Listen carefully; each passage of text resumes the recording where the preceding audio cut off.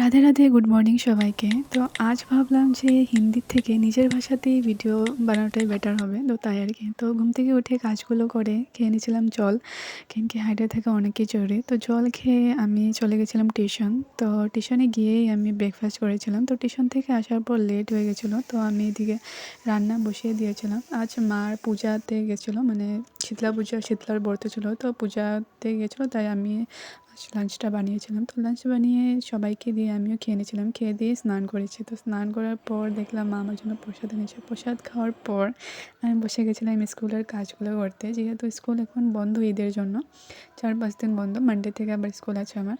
তো তাই আর কি, তো কাজগুলো সব ঘরেই নিয়ে আসছিলাম, যেহেতু 25-এর রেজাল্ট।